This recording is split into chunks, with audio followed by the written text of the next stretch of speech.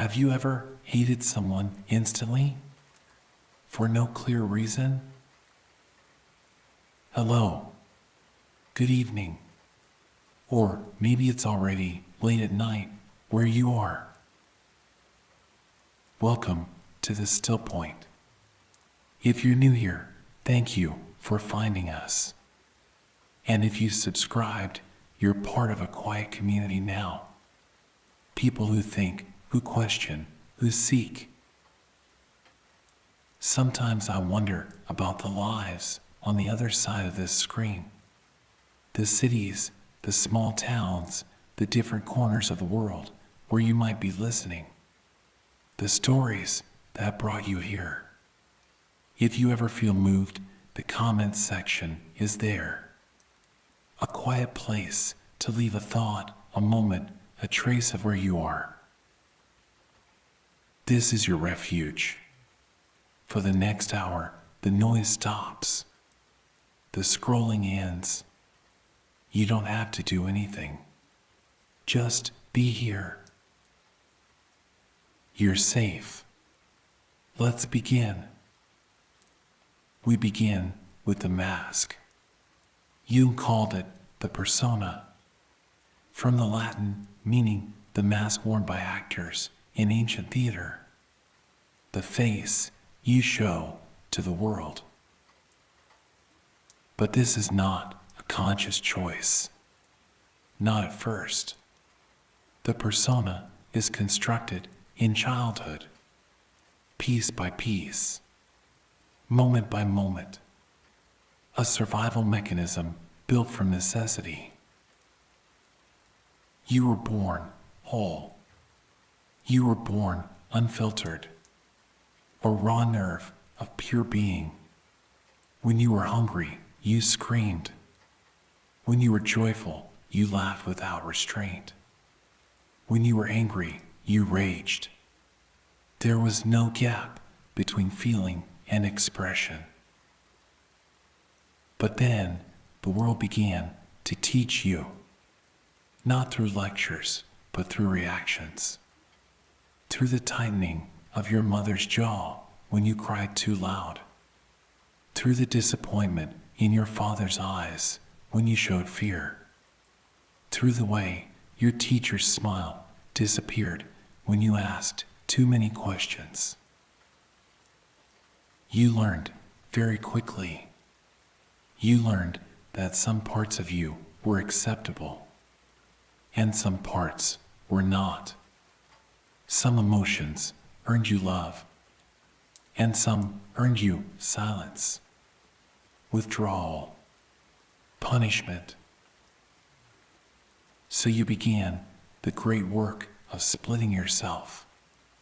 You began to craft the persona, the acceptable self, the self that could navigate the dangerous waters of family, of school, of society. Think back to the first time you faked a smile. You were perhaps 4 years old. 5. Your grandmother gave you a gift you didn't want. A sweater in a color you hated. But you saw your mother's expectant face. You felt the pressure of the moment. And so you smiled. You said, "Thank you." And something inside you learned that pretending kept you safe. Or the time you were bored, desperately bored, in church or at a dinner party or during a long adult conversation. Your body wanted to run, to scream, to escape. But you learned to sit still, to nod, to look interested. You learned that your authentic response, your true feeling, was unacceptable. Or the time you cried and were told to stop, told that crying was weak, told that big boys don't cry or good girls don't make a fuss. And so you learned to swallow the tears, to push them down somewhere deep, somewhere you wouldn't have to feel them. You learned to suppress your wildness, your loudness, your strangeness, the parts of you that were too much, too intense, too uncomfortable for the people around you. You learned to become smaller, more manageable, more acceptable. And this was not wrong. This was survival. Children are utterly dependent. They cannot afford to be rejected. And so the persona is built, layer by layer, a protective shell, a social face, the version of you that the world could tolerate. But here is what you understood. Here is the terrible physics of the psyche. For every piece you add to the persona, for every trait you polish and display, something else must go into shadow. Imagine a room with a single lamp. The brighter you turn up that lamp, the darker the corners become. The more light you concentrate in one place, the more shadow you create everywhere else. This is the fundamental equation of consciousness. You cannot illuminate everything. You cannot be all things at once. And so the psyche makes a choice. It decides what to show and what to hide, what to keep in the light of awareness and what to bury in darkness. The poet Robert Bly gave us a perfect metaphor. He said, imagine that every child is given a long bag. And as you grow, as you learn what is acceptable, you begin to stuff things into this bag, piece by piece, year by year. You put in all the parts of yourself that you've been taught to disown. Let us look inside this bag. Let us inventory what you've been dragging all these years. You put in your anger, not just anger in the abstract, but the specific rage you felt at your father for never listening, the fury you felt at your mother for always controlling, the hot, red, murderous feeling you had toward a sibling who was favored. That anger was too dangerous, too explosive, so you stuffed it deep into the bag. You put in your greed, your wanting. Do you remember the toy another child had that you coveted with such intensity it made your chest hurt? Do you remember the moment you were told that wanting too much was selfish? And so you learned to minimize your desires, to say, I don't need anything. I'm fine with whatever. But the wanting didn't disappear. It just went into the bag. You put in your jealousy, the sick, green feeling when someone else got the praise you deserved, when someone else was chosen and you were not. Jealousy is so ugly, so petty, so unacceptable. And so you denied it. You smiled and congratulated them. And you stuffed the jealousy deep down where no one could see. You put in your neediness, your desperate, clinging need to be loved, to be held, to be reassured. You learned that need made people uncomfortable, that it drove them away. And so you became independent, self-sufficient. I don't need anyone, you said. But the need remained. Hungry. Hidden. In the bag. You put in your wildness. Your primitive, untamed animal self. The part of you that wanted to howl at the moon. To run naked through the forest. To laugh too loud, to dance too freely. Civilization requires restraint. And so the wild one went into the bag. You put in your cruelty. The moments when you enjoyed someone else's pain. When you felt a dark satisfaction at another's failure. When you wanted to hurt as you had been hurt. This is the part no one speaks of. The sadistic impulse. The shadow of the shadow. But it's there. In the bag. You put in your cowardice. Every time you didn't speak up. Every time you let someone else take the risk. Every time you chose safety over truth. The part of you that is afraid, that runs, that hides. That coward lives in the bag. You put in your laziness. Your resistance to effort. The part of you that just wants to lie down. To give up. To let someone else do the work. Ambition is praised. Laziness is condemned. And so the lazy one goes into the bag.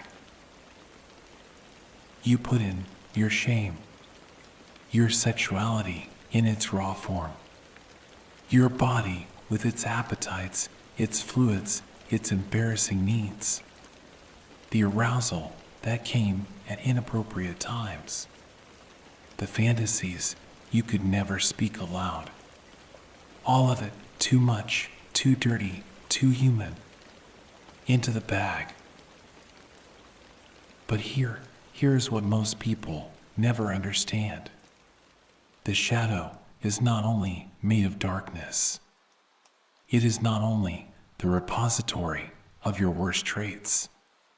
Because sometimes you also hide your light. Jung spoke of this. He called it the golden shadow. The parts of you that are too bright, too powerful, too much for the world to handle. You put in your creativity, your wild, uncontrollable, artistic vision. You were told to be practical, to be realistic, to stop daydreaming. And so the artist inside you went into the bag. But it didn't die. It just waited in the dark. You put in your intelligence, your piercing, uncomfortable, too perceptive mind.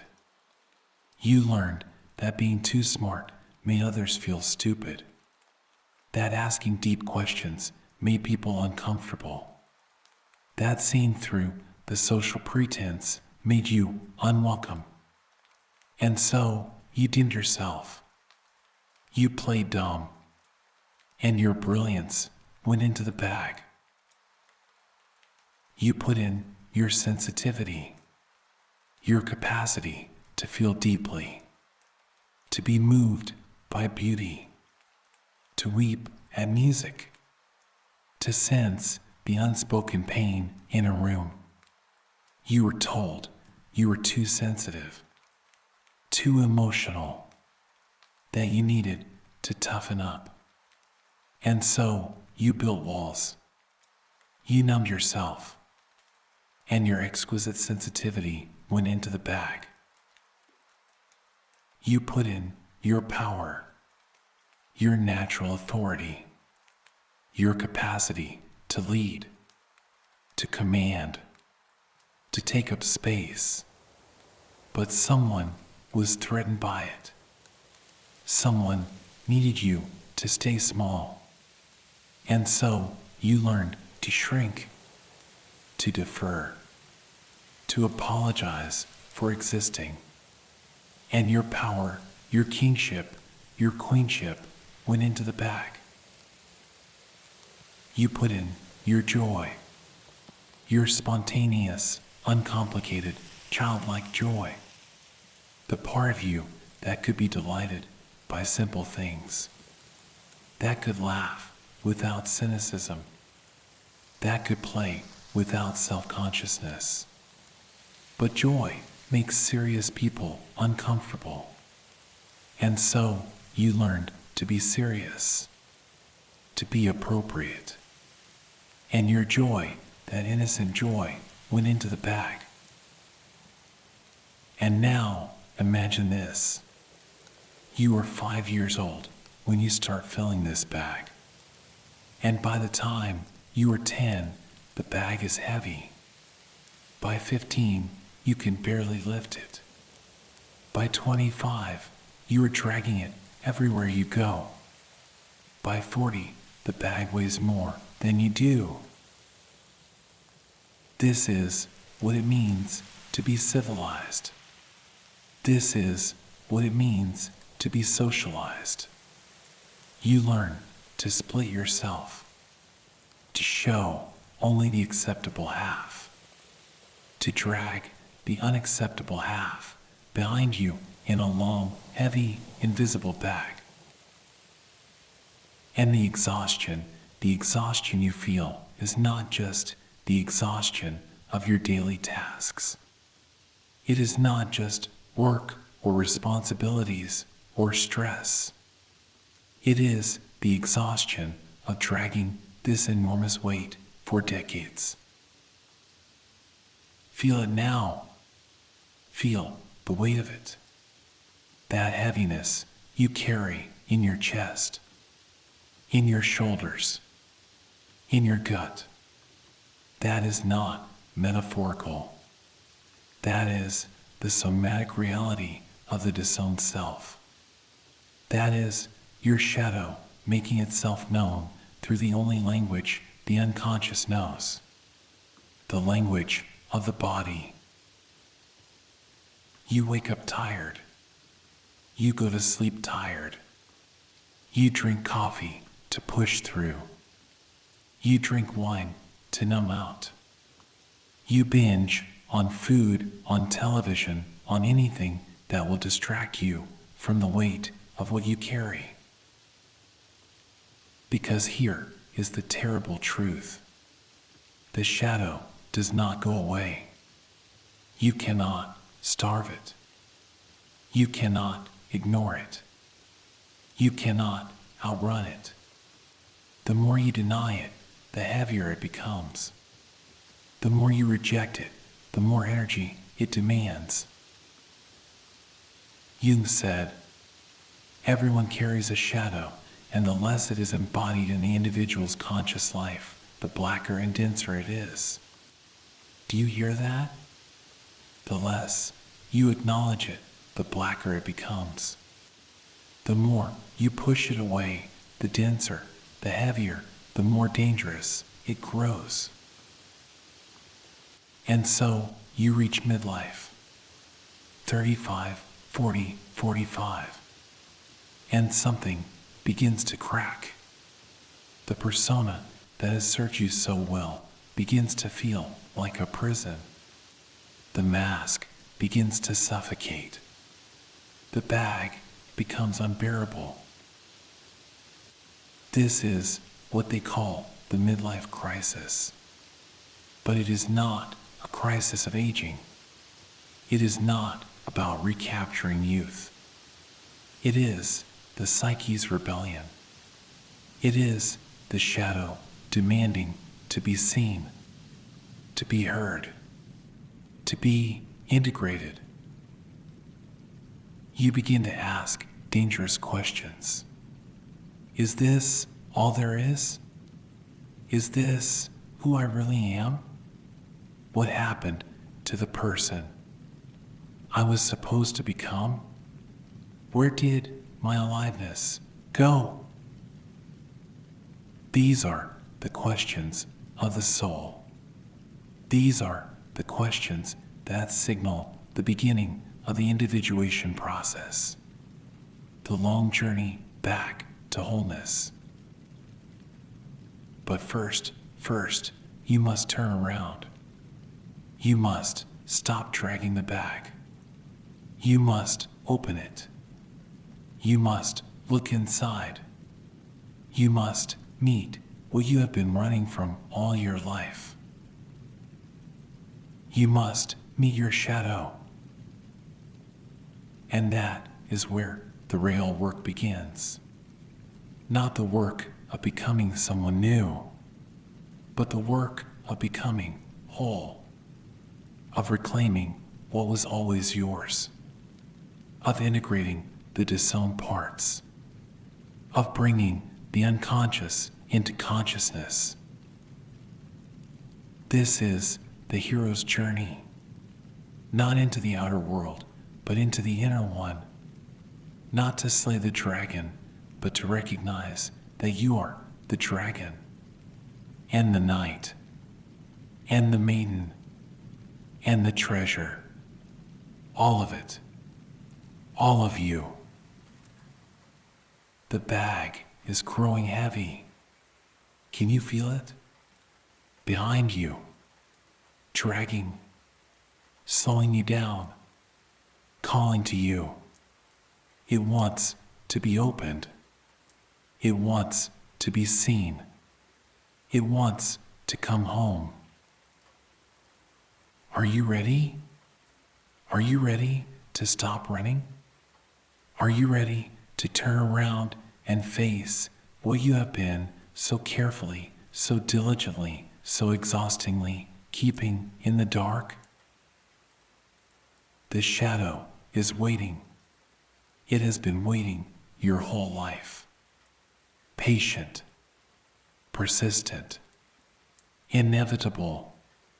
And now it is time. Time to meet yourself. All of yourself.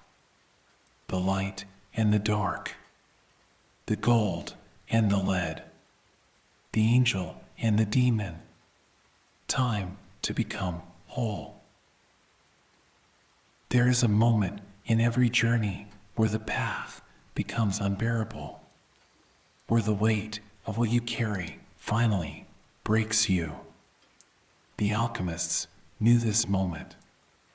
They called it the nigredo, the blackening, the stage of decomposition. But before we enter the darkness itself, we must understand the mechanism, the psychological phenomenon that keeps us from ever seeing the bag we drag. Jung called this projection. Projection is the psyche's most cunning defense. It is the unconscious process by which we take the contents of our shadow and throw them onto the screen of another person. We see in them what we cannot bear to see in ourselves. Think of it like this. You walk through the world carrying an invisible projector, a film projector, mounted on your shoulder, and on the film are all the images, all the traits, all the feelings you have locked away. The rage, the greed, the weakness, the shame, all of it recorded on celluloid. And everywhere you go, you are projecting. Unconsciously, constantly, you project onto your partner, onto your colleagues, onto strangers in traffic, onto politicians, onto entire groups of people. You are quite literally seeing yourself, but believing you are seeing them. Have you ever had this experience?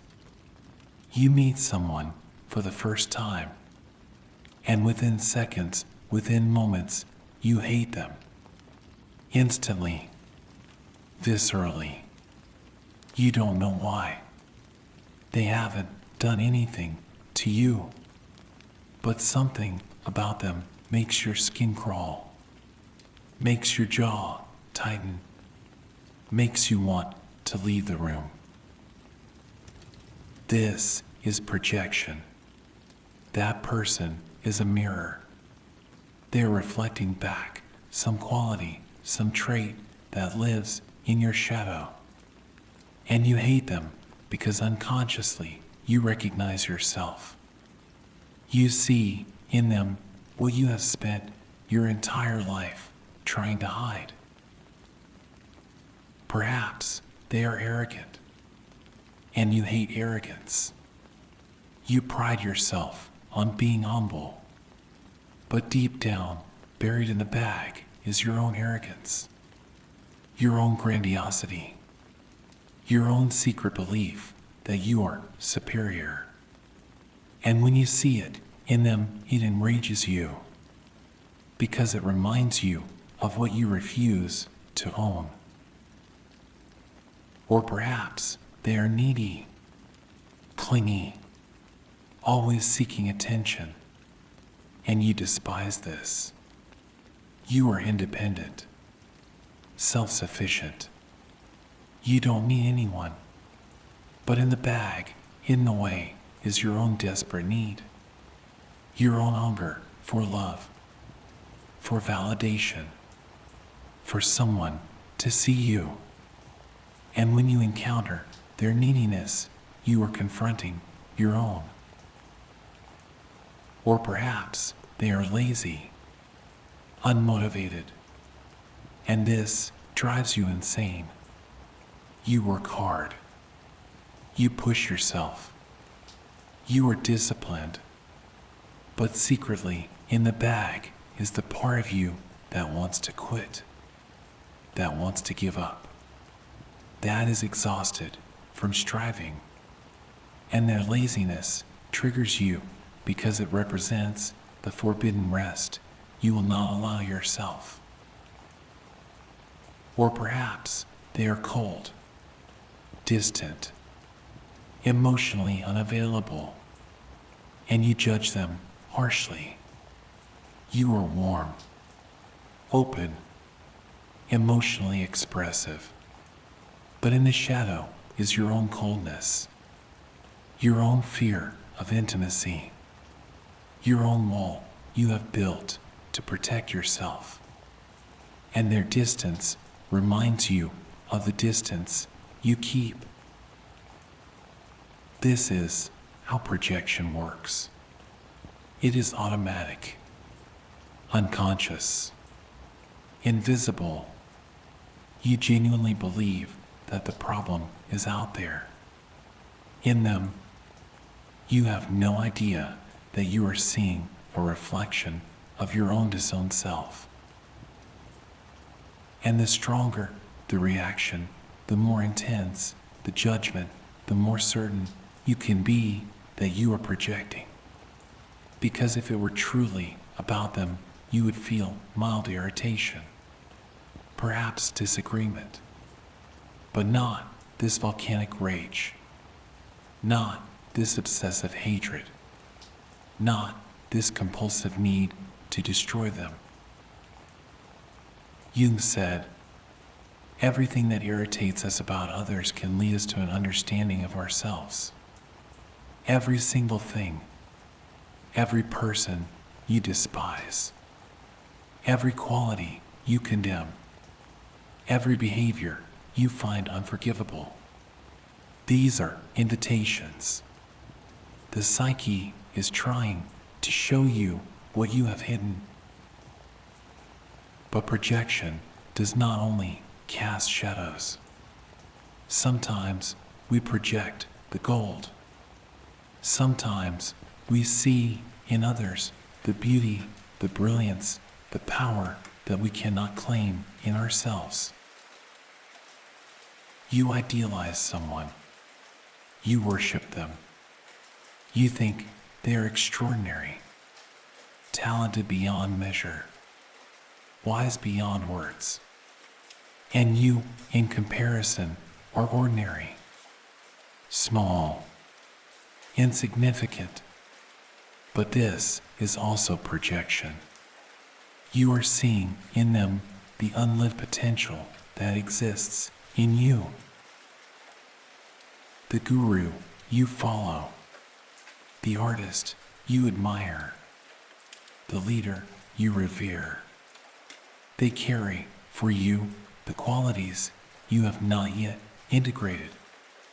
They hold your disowned greatness, and until you reclaim it, you will remain in their shadow, diminished, dependent, incomplete.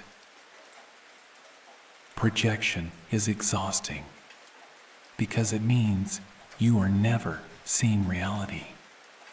You are seeing your own psyche reflected in the faces of everyone around you. You are trapped in a hall of mirrors, and you cannot find your way out until you turn around, until you stop looking at them and start looking at yourself. And this is where the Nigredo begins, the moment when projection starts to fail, when the defense starts to crack, when you can no longer maintain the illusion that the problem is out there. The alchemists understood this stage. They worked with lead, heavy, dull, dark, and their task was to transform it into gold. But before transformation could occur, the lead had to be broken down, dissolved, rotted, reduced to its blackest, most putrid state.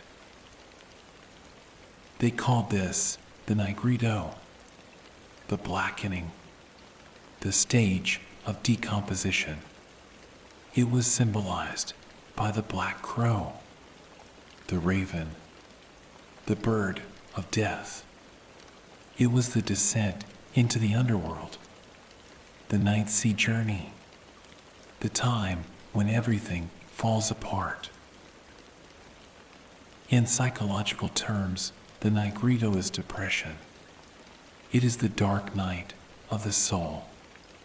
It is the moment when your old identity, your persona, your carefully constructed self begins to disintegrate, and you have not yet discovered who you are underneath. You feel lost, purposeless. The things that used to motivate you no longer work.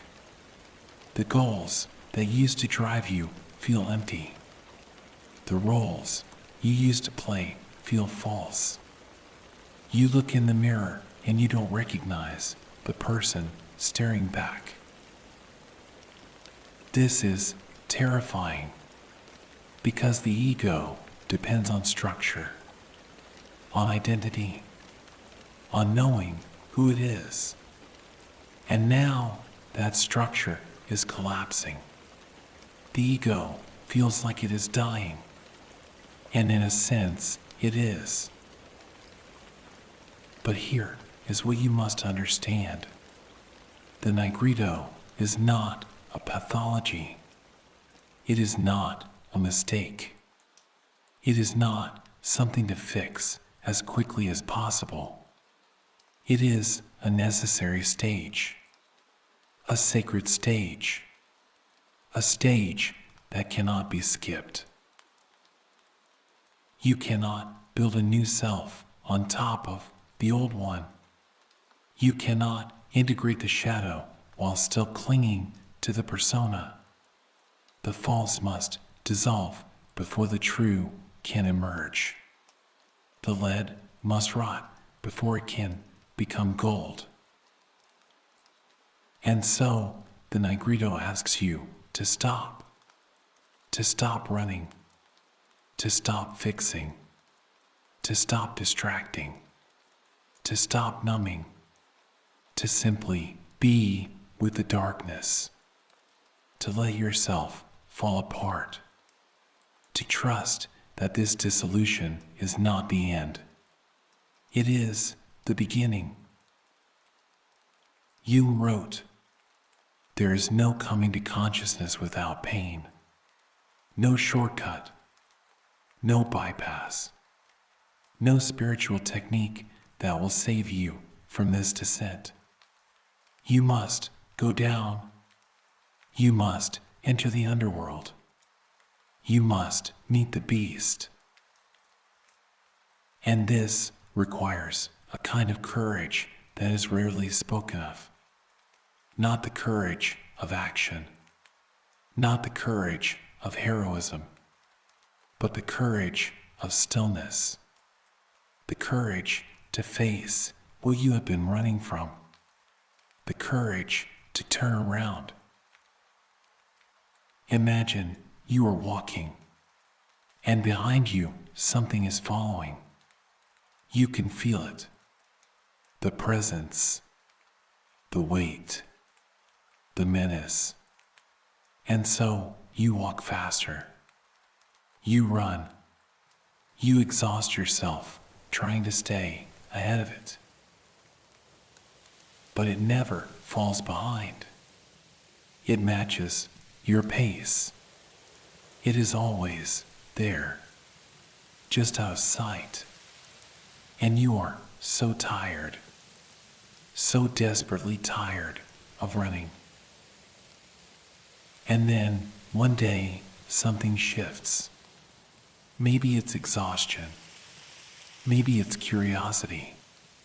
Maybe it's grace. But you stop. You stop running. And slowly, very slowly, you turn around. And you see it. The thing that has been chasing you. The shadow. The beast. And it is terrifying. Yes, it is everything you feared. But it is also something else. It is tired. It is sad. It is waiting. This is the confrontation. The moment when you stop projecting. When you stop blaming. When you stop running. And you simply stand and face the truth of who you are, all of who you are. Jung called this moral courage, not moral in the sense of right and wrong, but moral in the sense of confronting the totality of your being, of refusing to split yourself into good and bad, of claiming all of it, the light and the dark, the noble and the base, the divine and the demonic. This is the withdrawal of projections. This is the moment when you stop seeing your shadow in others and start seeing it in yourself. When you stop saying, "They are angry," and start saying, "I am angry." When you stop saying, "They are weak," and start saying, "I am weak." And this admission is the beginning of freedom. Because as long as the shadow is projected, you are powerless. You are at the mercy of others. You are a victim of their behavior. But when you withdraw the projection, when you take back what is yours, you reclaim your power. You realize that the anger is not being done to you. It is in you, and you can work with it. You can understand it. You can integrate it. The same with your weakness, your greed, your shame, all of it. Once it is inside rather than outside, you can do something with it. But this requires descent. It requires the willingness to enter the nigredo, to sit in the rot, to let the old self decompose, to trust that what emerges from this darkness will be more real, more whole, more authentically you. The alchemists knew this. They painted images of skeletons, of bodies in graves, of dissolution, of death, not because they were morbid, but because they understood that transformation requires the death of the old form. And so, if you are in the nigredo now, if you are feeling the darkness, the depression, the meaninglessness, know this. You are not broken. You are not failing. You are in the alchemical vessel. You are in the process. You are becoming. The crow is circling. The lead is rotting. The night is deep. But beneath the blackness, something is stirring. Something is being born. You cannot see it yet. You can only feel the pain of the breaking. But trust that the breaking is not the end. It is the opening, the crack in the shell, the wound through which the light will enter, the dissolution of the false so that the true can finally emerge. Stay. Stay in the darkness. Stay with the discomfort. Stay with the not knowing. This is the holy work. This is the sacred descent. This is the nigredo. And on the other side, there is gold. But first, there must be rot. There must be breakdown. There must be the courage to face what you have been all along. Turn around. Stop running. Look at the beast. It has been waiting for you your whole life. And it is time to bring it home. You have been in the darkness. You have sat with the rot. You have allowed the lead to blacken. And now something begins to shift. The alchemists knew this moment. After the nigredo comes the albedo, the widening, the first light after the longest night. This is not the final stage, not yet the gold, but it is the turning point, the moment when you realize that the darkness was not empty, that the shadow was not only a monster, that hidden within the lead, within the rot, within everything you despised, there was treasure. He understood this with perfect clarity.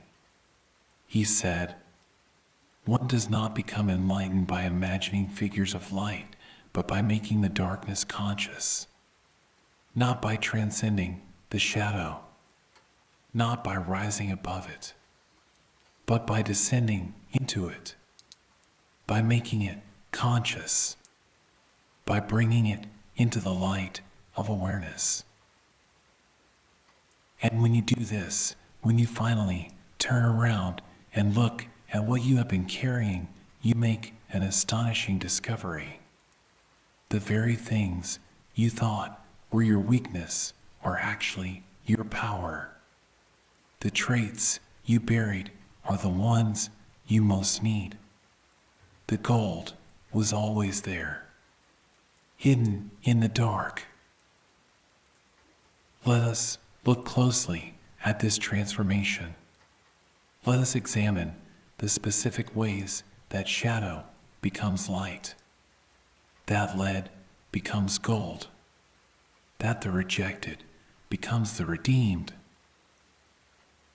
First, let us speak of aggression, of anger, of rage.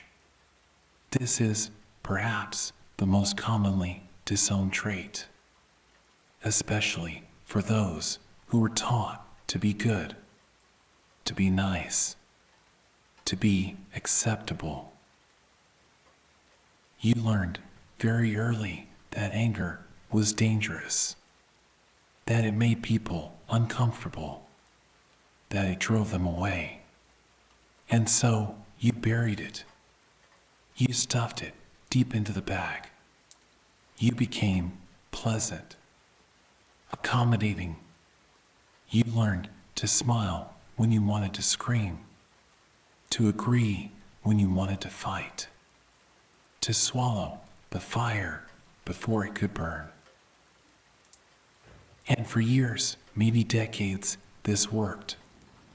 You were loved for your gentleness, praised for your patience, valued for your willingness to never make waves.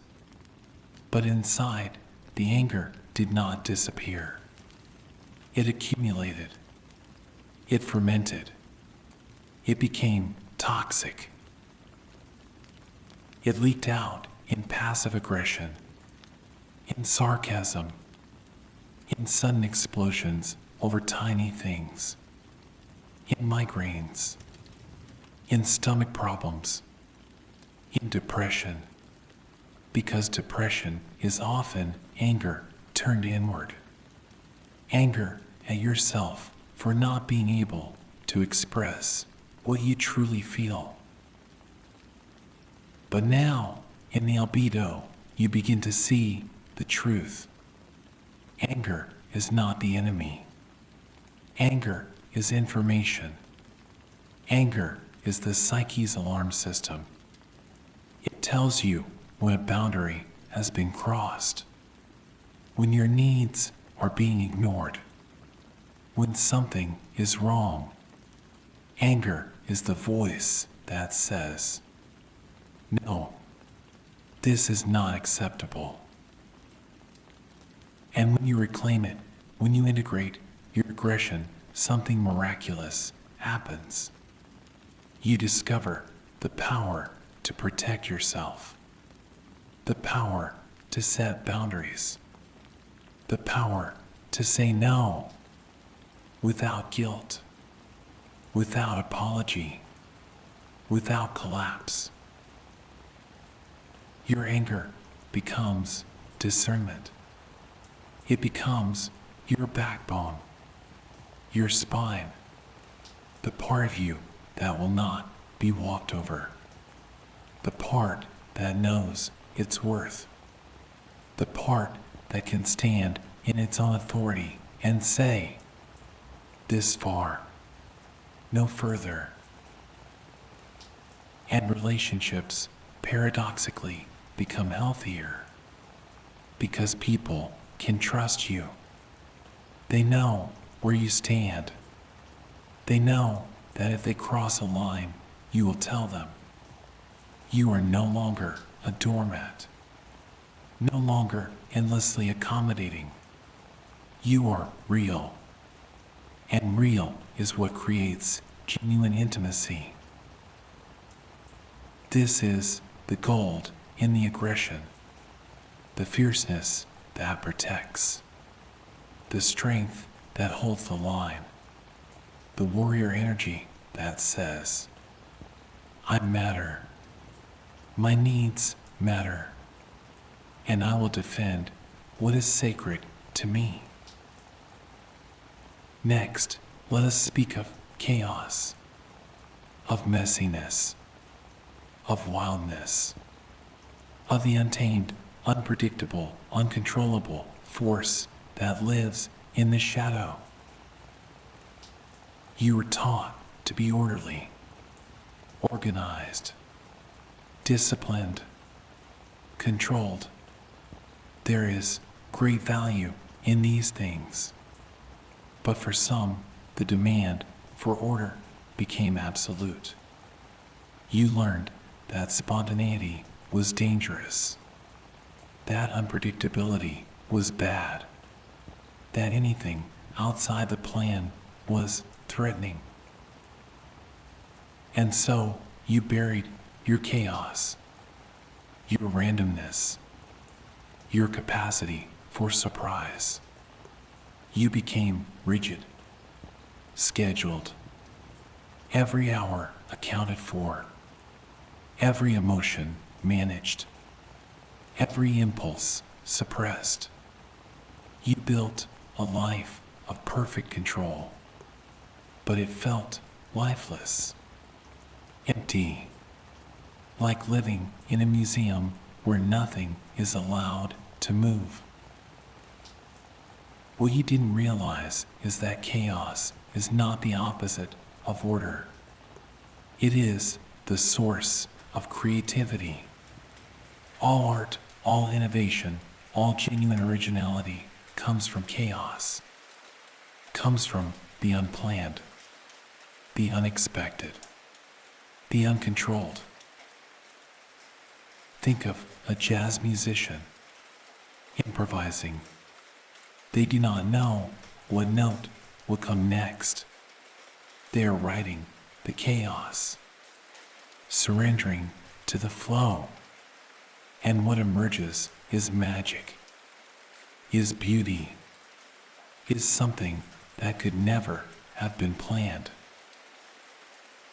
Or think of a child playing, building, destroying, rebuilding, making a mess, laughing, completely absorbed.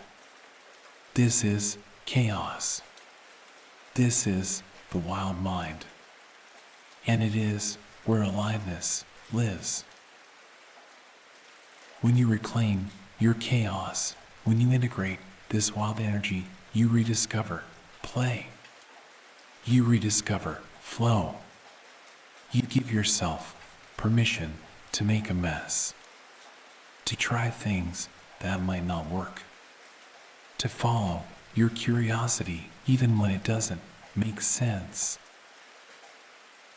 Your creativity explodes because you are no longer editing yourself before you begin. You are no longer demanding that every idea be perfect. You allow the chaos to generate, and then later you can apply order. You can shape it, refine it, but first you must let it be wild. This is the gold in the chaos, the creative fire, the innovative spark, the capacity to break the mold and discover something new. The artist who is buried beneath the need for control finally comes alive. And finally, let us speak of Eros, of desire, of the body, of appetite, of the raw, pulsing, hungry life force that was perhaps the most dangerous thing to feel. Eros is not only sexuality, though it includes sexuality. Eros is the force that reaches toward, that wants, that hungers, that says yes to life. It is vitality itself, the opposite of death, the opposite of numbness, the opposite of the safe, controlled, acceptable life. But you learned that desire was shameful, embarrassing, something to hide. You learned to suppress your appetites, to minimize your needs, to pretend that you didn't want as much as you did. You became appropriate, restrained, civilized. But inside, you are slowly dying, slowly going numb. Because when you cut off Eros, you cut off your connection to life. You cut off your ability to feel pleasure, to feel excitement, to feel that electric aliveness that makes existence worth living. You become a ghost, going through the motions, but never truly here. When you reclaim Eros, when you integrate your desire, your body, your hunger, everything changes. Colors become brighter. Food tastes better. Music moves you. Touch awakens you. You feel the blood in your veins, the breath in your lungs, the pulse of being alive. Your relationships deepen because you are no longer withholding. You are no longer performing. You are present, available, capable of genuine connection. You can look someone in the eye and let them see your desire, your interest, your aliveness. And this is magnetic. This is what draws people toward you. And your sexuality, your creative sexuality, your erotic imagination becomes a source of power. Not power over, but power with. The power to create, to connect, to generate, to bring things into being. Eros is the force that makes babies, that makes art, that makes anything new. This is the gold in Eros, the vitality, the juice, the life force that was always there waiting for permission to flow. The body reconnected, the senses reawakened, the capacity to say yes to life. Do you see? Do you see the pattern? Every quality you rejected contains its opposite, contains its gift. The aggression becomes boundary. The chaos becomes creativity. The desire becomes vitality. The lead was always gold. You just couldn't see it in the dark.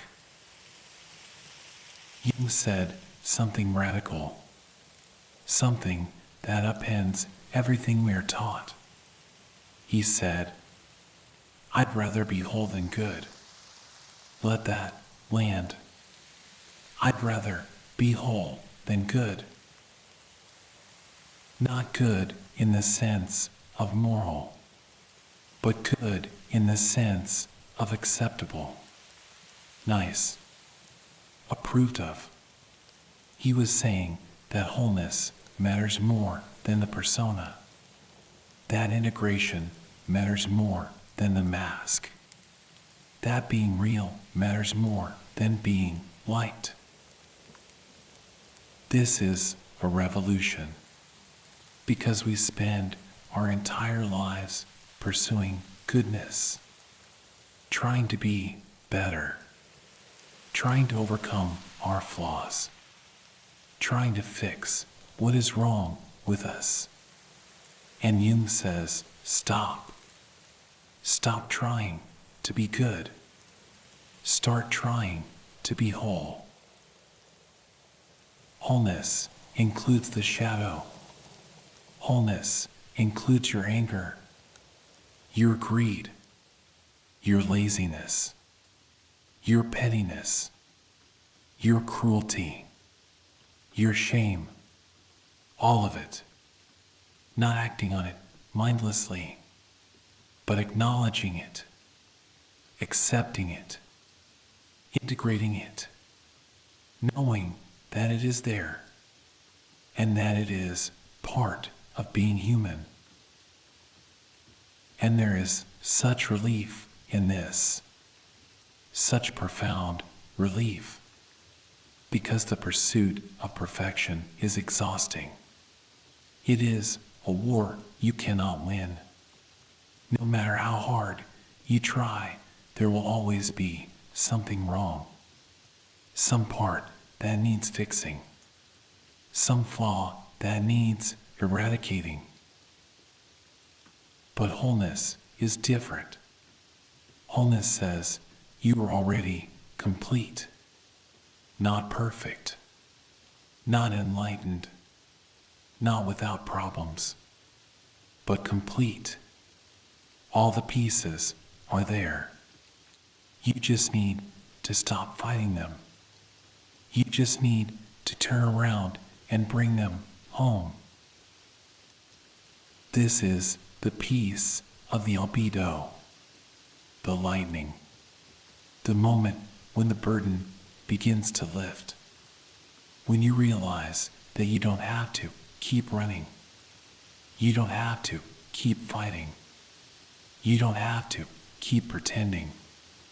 You can just be, all of you, the light and the dark, the gold and the lead, the angel and the beast.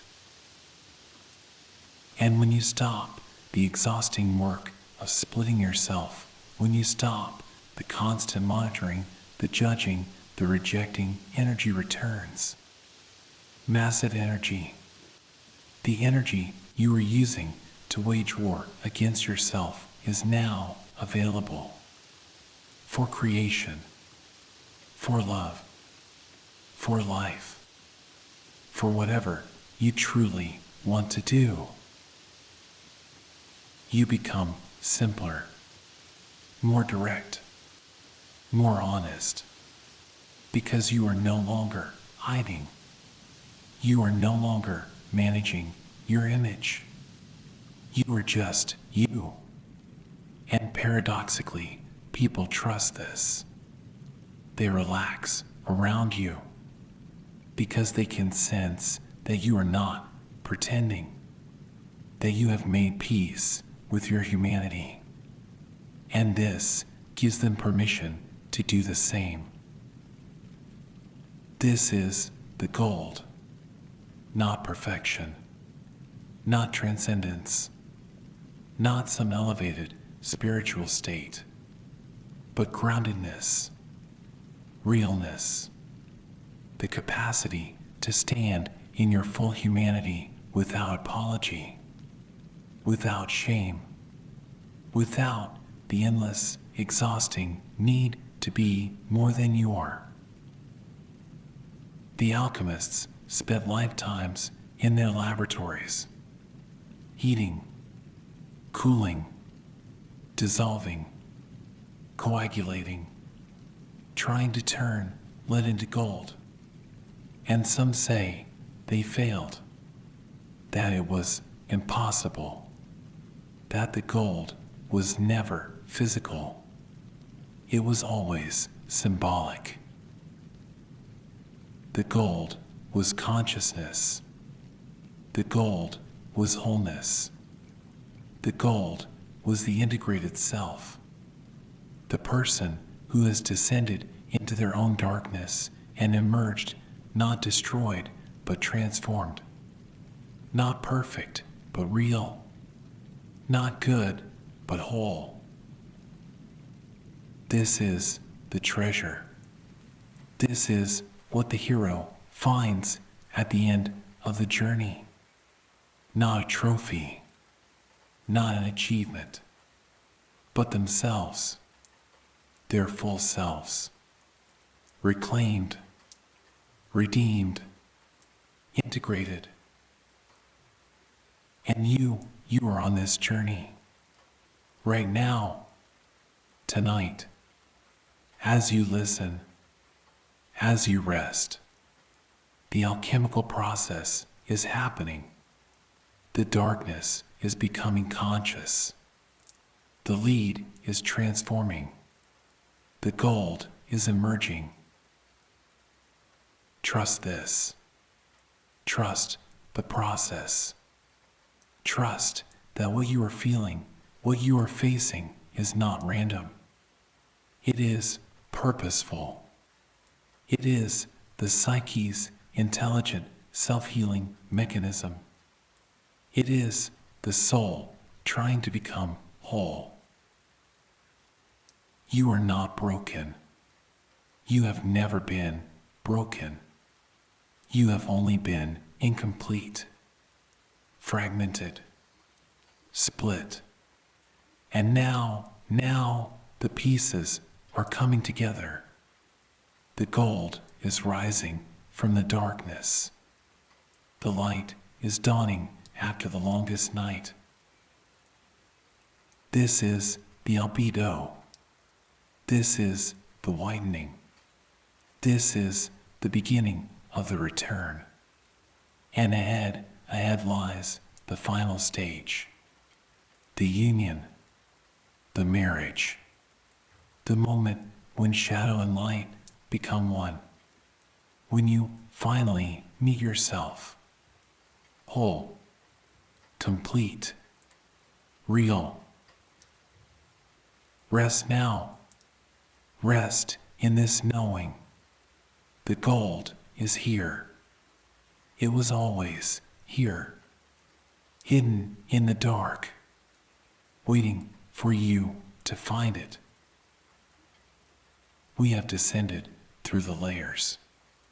We have witnessed the projection. We have walked through the dark wood. And now we arrive at the threshold, the place where transformation becomes possible. Jung gave us a practice, a technique he called active imagination, not meditation in the Eastern sense, not passive observation, but something more dangerous, more intimate, more real. Active imagination is the art of dialoguing with the unconscious, of meeting the figures that live beneath awareness, of giving them form, voice, presence, and allowing them to speak. This is not pretending. This is not fantasy. This is the psyche made visible, the unconscious given permission to reveal itself. And what it reveals will change you. But first, we must create the container, the safe space, the sanctuary where such meetings can occur. Jung called this the temenos, the sacred precinct, the protected circle within which transformation can happen. So now, with me, we will build the inner room. We will construct the still point, the place that exists only in you, the place where you are completely safe, completely sovereign, completely held. Begin by imagining that you are walking, not in the outer world, but in the landscape of your own psyche. You are moving through a forest, an ancient forest. The trees are older than memory. Their roots go down into the underworld. Their branches reach up into mysteries you cannot name. The path beneath your feet is soft. Moss. Layers and layers of moss. It absorbs the sound of your footsteps. You move in silence. The only sound is your breath and the distant, almost imperceptible whisper of wind through leaves. and ahead you see it. A structure, small, humble, made of stone, very old stone, weathered, covered in lichen, green and silver. The stones fitted together without mortar. Ancient craftsmanship, the kind that has been forgotten by the modern world. This is your sanctuary. This is the still point, the place that has always existed, waiting for you to find it. You approach the wooden door, heavy, dark oak, the grain deep and swirling. There is an iron handle, cold to the touch, smooth from centuries of hands. You place your hand on the metal. You feel the weight of the door, and you push it open. It swings without sound, and you step across the threshold into the inner room. The first thing you notice is the silence, not the absence of sound, but the presence of profound quiet. The kind of silence that holds you, that wraps around you like a blanket, that makes everything slow down. The walls are stone, the same ancient stone as the exterior. But here inside, you can see them more closely. You can see the texture, the roughness, the slight dampness. The walls are cool when you touch them. They smell of earth, of time, of safety. There are no windows. This is an interior space, a womb, a chamber removed from the outer world. The only light comes from a fire, a small fire in a stone hearth against the far wall. The fire is not large, but it is steady, consistent. The flames flicker in shades of orange and gold and deep red.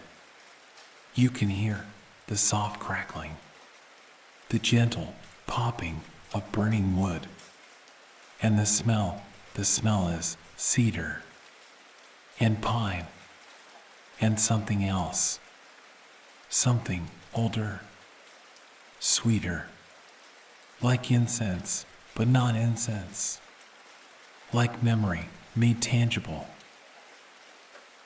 The floor is also stone, but covered in places with thick rugs, woven rugs, in patterns you cannot quite decipher.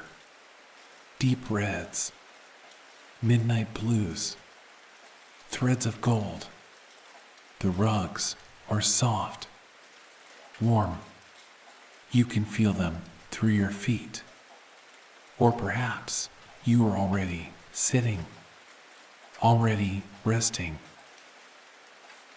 In the center of the room, there is a low table, simple wood, dark and smooth, and on the table, a clay cup filled with water, clear water. You can see the firelight reflecting on its surface. And there are cushions, large cushions, against the walls, places to sit, places to rest, to wait. This room asks nothing of you. It simply holds you. It exists for one purpose: to be a place of safety, a place of meaning, a place where the impossible becomes possible. Feel yourself settling here. Feel your breath slowing. Feel your body relaxing into the warmth, into the silence, into the knowledge that here, in this space, you are protected. Nothing can reach you. Nothing can harm you. This is your sovereignty, your inner temple, your still point. And now that the sanctuary is established, now that you are held, we can proceed. We can invite the encounter. Because there is another door across from where you sit. You hadn't noticed it before, but now you see it. Smaller than the door you entered. Older, made of darker wood, almost black, and it is closed. Behind that door is your shadow, the one you have been running from, the one you have been projecting, the one you have been dragging in the long bag. It waits on the other side, patient, knowing that eventually you would come. This is active imagination, not forcing, not controlling, but inviting, opening, allowing. And so, with intention, with courage, you speak, out loud or in the silence of your mind. You say, I am ready. I am ready to meet you. I am ready to see what I have refused to see. I am ready to know what I have denied. Come forward. I will not run. I will not look away. I will hold your gaze. And the door begins to open, slowly, not from your hand, but from the other side, from the inside, from the shadow itself. And a figure emerges, step by step, into the firelight, into your view. What does it look like? This is different for everyone. For some, the shadow appears as a stranger, a dark figure, cloaked, hooded, features obscured, menacing, unknown. For some, the shadow appears as a child, your child self, the one you abandoned, the one you rejected. Small, vulnerable, eyes filled with accusation, or sadness, or longing.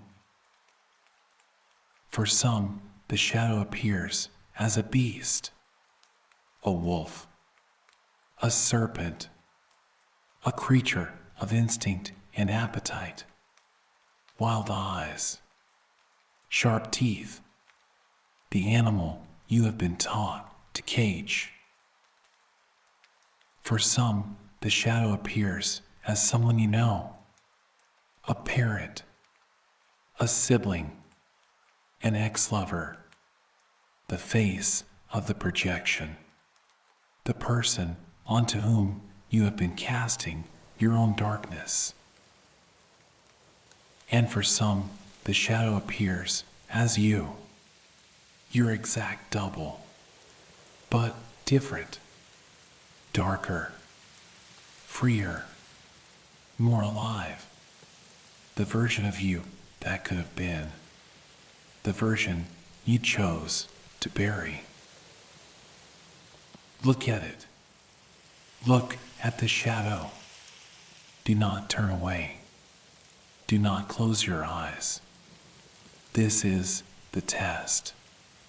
This is the initiation. Can you hold the gaze of what you most fear in yourself? Your heart may be pounding. Your breath may be shallow. Your body may want to flee. This is normal. This is the nervous system responding to threat. But remember, you are in the still point. You are safe. This figure cannot destroy you. It can only reveal you. Stay. Stay with the discomfort. Stay with the fear. Stay with the revulsion, or the grief, or the shame. Whatever arises, let it arise. Do not push it away. Do not numb it. Feel it. Breathe through it. This is the fire of transformation. This is what burns away the false self. And now, when you are ready, you speak. You ask the first question, the question that opens the dialogue. You say, "Who are you?" And you wait. You listen, not with your ears, but with the deeper listening, the listening of the soul. And the shadow will answer, not always in words, sometimes in images, in feelings, in sudden knowing, but it will answer. You might hear, "I am the anger you never allowed. I am the rage at the unfairness, at the betrayals. I have been carrying this for you because you couldn't." Or, "I am the child you left behind, the one who wanted to play, who wanted to be wild, who wanted to be loved without conditions. You abandoned me to become acceptable, and I have been waiting." Or, "I am your power, your ruthlessness, your capacity to destroy. You were taught this was evil, but I am not evil. I am protection. I am the sword you refused to pick up." Or, "I am your hunger, your desire, your greed, your lust, for pleasure, for more, for everything. You call me shameful, but I am your aliveness. I am your yes." Listen, whatever the shadow tells you, receive it. Do not argue. Do not defend. This is not a debate. This is a revelation. And then you ask the second question, the question that goes deeper. You say, "Why have you been following me?" Again, you wait. You listen, and the shadow responds, "Because I am a part of you. Because you cannot become whole without me. Because every time you reject me, you reject yourself. Every time you project me onto others, you lose a piece of your own soul. I follow you because I belong to you. Or because you need me. Because the persona is not enough. Because the mask is suffocating you. Because somewhere deep down you know that you cannot live a full life with half of yourself locked away. or because I am trying to save you. Every symptom, every dysfunction, every addiction, every breakdown, these are not failures. These are messages from me to you. Wake up, turn around, stop running, come home. Feel the truth of this. Feel how exhausting it has been to keep the shadow at bay. Feel how much energy you have spent in denial, in repression, in projection, and feel how tired you are. And now, the third question, the most important question you ask. What gift do you hold for me? Because this is the secret. This is what Jung understood. The shadow is not only the problem, it is also the solution. Within the darkness, within the rejected, within the despised, lies the treasure, lies the gold, lies the very thing you have been seeking in the outer world. And the shadow speaks. I hold your energy, the vitality you have been missing, the fire, the passion, the aliveness. You have been so tired because I am here, locked away. Take me back, and you will feel alive again. Or, I hold your creativity, your art, your vision, the wildness that makes real art. You have been trying to create from the persona, but real creation comes from the depths. It comes from me. Or, I hold your authenticity, your truth, the version of you that is real, not performing, not pretending, not managing impressions, just real. And people will feel it. They will trust you because finally you are yourself. Or, I hold your strength, your boundaries, your no. You have been a doormat, accommodating, people-pleasing, because you locked away your aggression. But I am here, and with me you can finally stand your ground. You can finally protect what matters.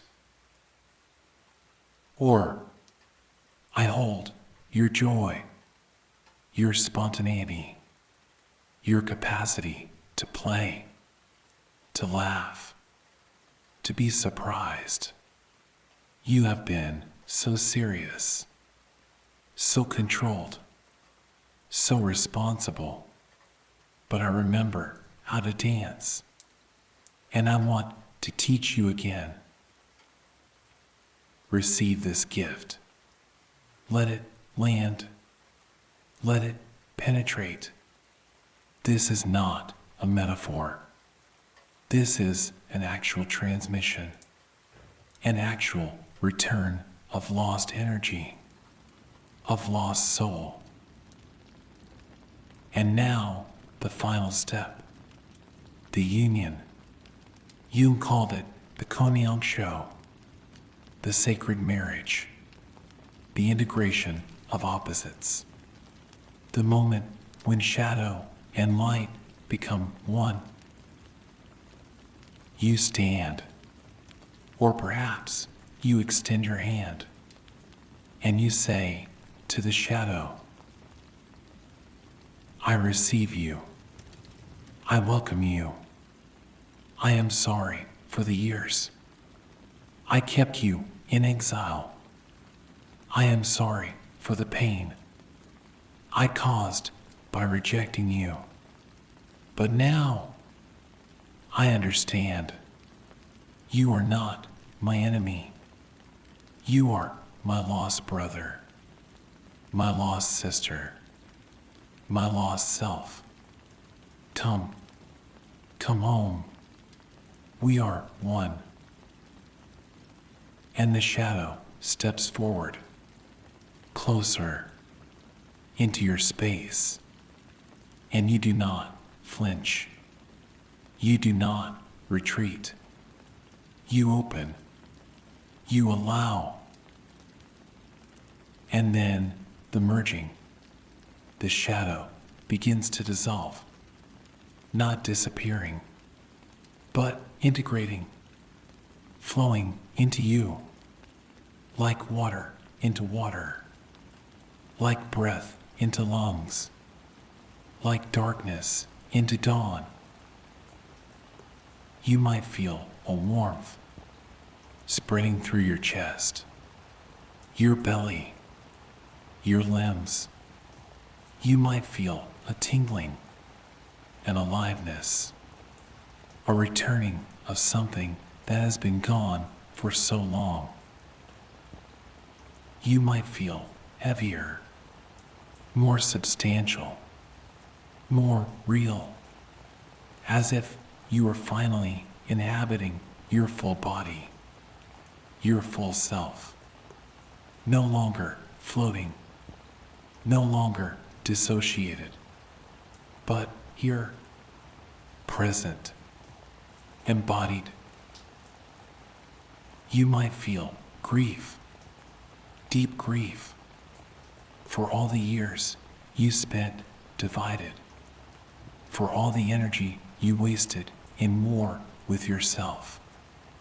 Let the tears come. They are medicine. They are the water that softens the hardened ground. You might feel relief, profound relief. The exhaustion of pretending is over. The burden of the persona is lighter. You can finally breathe. You can finally rest, because you are no longer at war. And you might feel power, not the power of domination, but the power of wholeness, the power that comes when you stop leaking energy, when you stop projecting, when you reclaim all the pieces you gave away. This is integration. This is what it feels like to become whole, not perfect, not enlightened, not transcendent, but whole, human, real, all of it, light and dark, gold and lead, angel and demon, all of it held in one body, one psyche, one integrated self. You look around, the still point, the fire still burns, the walls still hold, but something has changed. You have changed. You are not who you were when you entered. You are more. You are fuller. You are finally yourself. And you know that you can return here anytime. This sanctuary is always accessible, and the shadow is no longer behind a locked door. It is with you, in you, as you.